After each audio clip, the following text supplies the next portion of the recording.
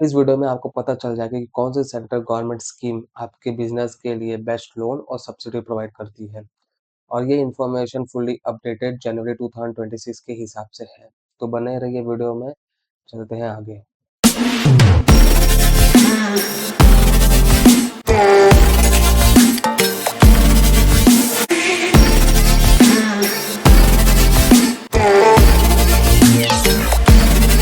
नमस्कार दोस्तों, आज हम बात करेंगे सेंट्रल गवर्नमेंट की उन बिजनेस स्कीमों के बारे में जिससे हमको मिल सकता है startup support, better cash flow, subsidy, collateral free loan.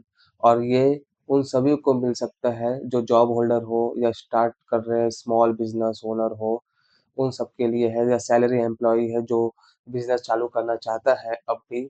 ये वीडियो उन सब के लिए इम्पोर्टेंट है क्योंकि यहाँ पे मैं डिस्कस करूंगा हर एक सेंट्रल गवर्नमेंट के स्कीम के बारे में और कौन से बिजनेस को वो प्रोवाइड करते हैं और उसकी एलिजिबिलिटी क्या है। और वीडियो शॉर्ट रहेगी, वीडियो में ज़्यादा कुछ लंबा नहीं रहेगा, बस वीडियो शॉर्ट रहेगी, डिस्कस करेंगे हम लोग और वीडियो को ज़्यादा लंबा नहीं खींचेंगे। तो इससे आपको एक चीज़ क्लियर हो जाएगा कि कौन से गवर्नमेंट स्कीम आपके बिजनेस के लिए बेस्ट है और किसमें आप एलिजिबल हो अप्लाई करने के लिए। तो बने रहिए वीडियो में आगे। Thank you. तो ये स्टार्ट करते हैं different different central government business schemes के बारे में।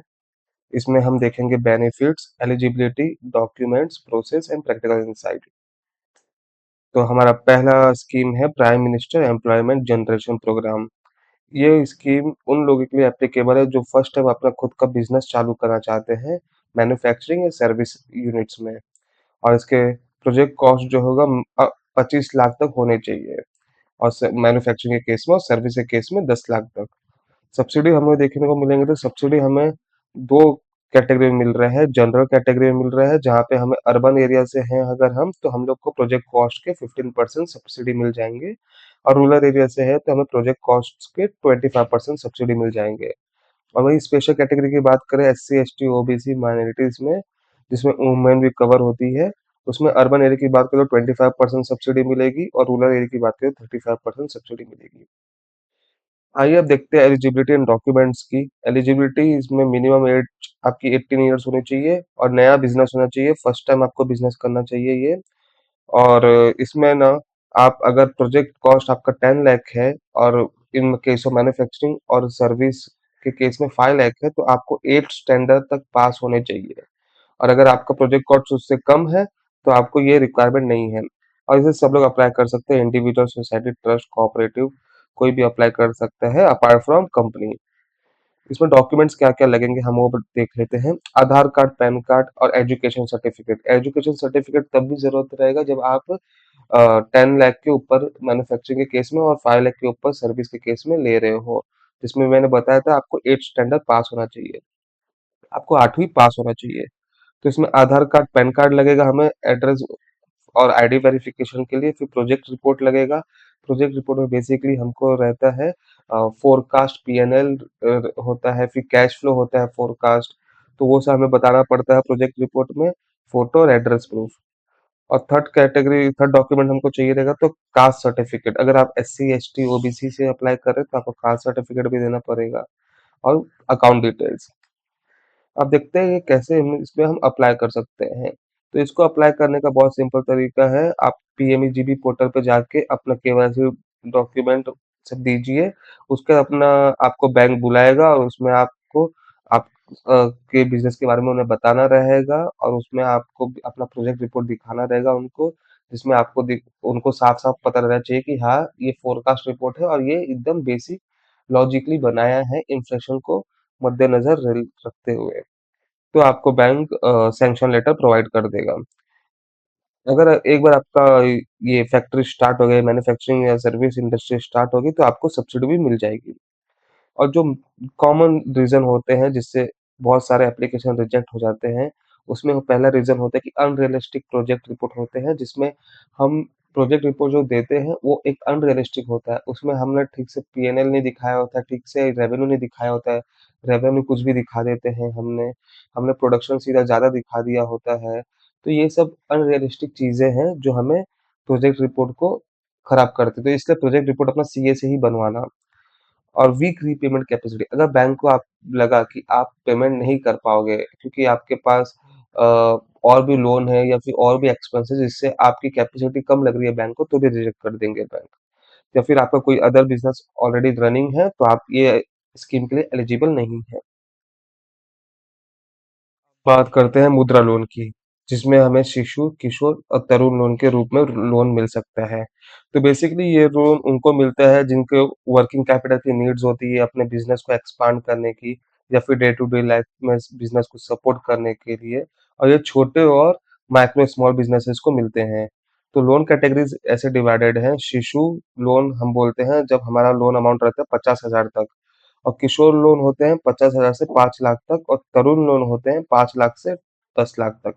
और इसके एलिजिबल बिजनेस होते हैं जो ट्रेडर्स होते हैं, लाइक रिटेलर होते हैं, यहाँ पे जो कपड़ों की दुकान खोल ली है या फिर जो अपना किराने की दुकान खोल ली है वो एलिजिबल है।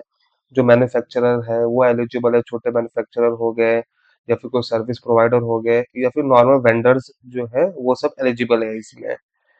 और इसमें एलिजिबल वो नहीं है जो एग्रीकल्चर या फार्म लैंड के रिलेटेड वो लोन ले रहे हैं, वो एलिजिबल नहीं है। मतलब आपको कुछ खेती के लिए लोन चाहिए ये तो ये आप इसमें एलिजिबल नहीं हो, उसके लिए बहुत सारे स्कीम ऑलरेडी है गवर्नमेंट ने दिए हुए हैं।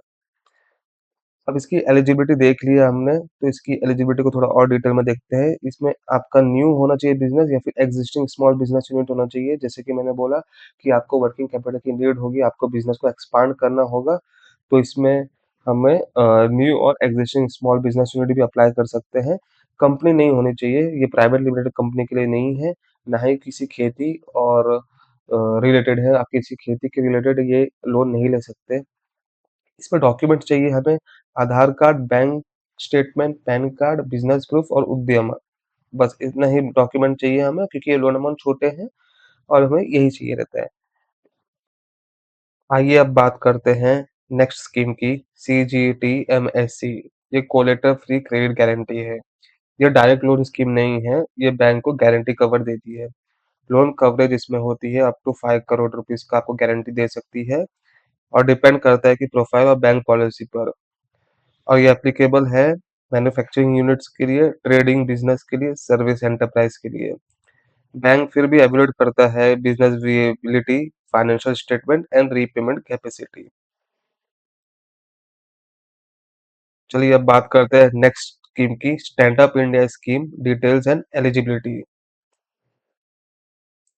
ये स्कीम स्पेशली वुमेन एंटरप्रेन्योर्स के लिए है, SC ST एंटरप्रेन्योर्स के लिए है। मतलब इसमें जनरल कैटेगरी के लोग नहीं अप्लाई कर सकते, ये खाली वुमेन एंटरप्रेन्योर्स और SC ST एंटरप्रेन्योर्स के लिए डिजाइन की गई है। ये लोन का नाम है stand up India scheme loan. Loan range है 10 लाख से 1 करोड़ रुपीज तक, और इस पे कंडीशन ये है कि बिजनेस ग्रीन फील्ड होनी चाहिए। ग्रीन फील्ड मतलब जैसे कि हमारा फार्मिंग के रिलेटेड हो गया, और एनवायरमेंटली फ्रेंडली होना चाहिए बिजनेस। और मेजोरिटी ओनरशिप जो बिजनेस में होना चाहिए वो होना चाहिए SC ST कोटा के लोग को या फिर वुमेन को। उनमें उनका मेजोरिटी ओनरशिप होना चाहिए, 50% ज्यादा इन लोगों को होल्ड करना चाहिए उसके अंदर। और हर बैंक में एक सिर्फ एक एलिजिबल बोरोवर सिलेक्ट होता है, इसलिए प्रपोजल स्ट्रांग होना चाहिए। चलिए अब नेक्स्ट लोन के बारे में बात करते हैं, startup India DPIIT recognition and benefits. तो ये लोन है उन लोगों के लिए जो खुद का इनोवेशन बेस्ड बिजनेस स्टार्ट करना चाहते हैं, और ये स्कीम उनको बहुत अच्छा सपोर्ट करती है। ये स्पेशली उनके लिए ही बनी हुई है। तो इसके बेनिफिट्स ये होता है कि आपको रिकॉग्निशन सर्टिफिकेट मिलेगा, आपको फंड सीड मिलेगा, इन्वेस्टमेंट मिलेंगे, आपको पॉसिबल टैक्स एग्जम्पशन मिलेगा। जैसे आपको अप्रूवल मिलेगा उस बेस पे आपको टैक्स एग्जम्पशन भी मिलेगा, और आपका फास्ट ट्रैक में सब होएगा, अप्रूवल एंड प्रोसेस सब कुछ फास्ट ट्रैक में होएगा। और इसके लिए एलिजिबल है प्राइवेट लिमिटेड कंपनी, LLP और पार्टनरशिप एलिजिबल है, इंडिविजुअल नहीं एलिजिबल है। और एंटिटी की एज होनी चाहिए कम से कम 10 साल से कम होनी चाहिए। 10 साल से ज्यादा होगी एंटिटी की एज तो वो एलिजिबल नहीं है, 10 साल से कम होनी चाहिए एंटिटी की एज। और अगर टर्नओवर होना चाहिए 100 करोड़ से कम, अगर 100 करोड़ से ज्यादा का टर्नओवर है आपका तो ये आप एलिजिबल नहीं हो। आपका टर्नओवर भी 100 करोड़ से कम होना चाहिए, और बिजनेस होना चाहिए इनोवेशन या प्रोडक्ट इंप्रूवमेंट होना चाहिए।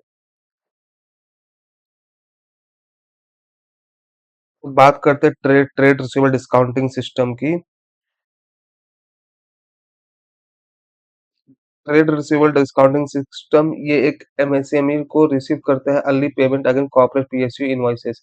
जैसे भी आपको कुछ इनवॉइस मिला, छोटे एंटिटी को कहीं से भी बिल मिला और वो बिल दिख रहा है कि 90 डेज बाद आपको वो कंपनी देगी, 80 डेज बाद आपको कंपनी देगी, पर आपको पैसे की जरूरत है तो आप वो बिल जाके बैंक में दे सकते हो, बैंक आपको उस बिल के अगेंस्ट पैसे दे सकते हैं, बाद में बैंक वो कलेक्ट कर लेगा।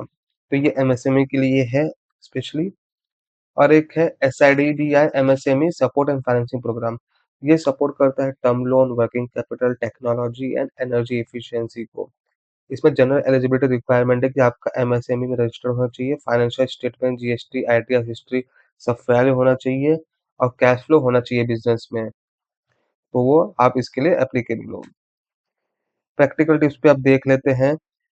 जो प्रैक्टिकल टिप्स है उसमें आपको ये ध्यान रखना है कि आपको कभी भी ये बात इग्नोर नहीं करना, ITR, GST and banking records maintain रखो, प्रोजेक्ट रिपोर्ट रियलिस्टिक बनाओ, बैंक ब्रांच के साथ रिलेशनशिप डेवलप करो, गाइडलाइन का लेटेस्ट वर्जन चेक करो, स्टेट वाइज इंसेंटिव अलग हो सकती है, जिसके बारे में हम बात करेंगे आने वाली वीडियो में, पर्टिकुलर स्टेट वाइज स्कीम के बारे में।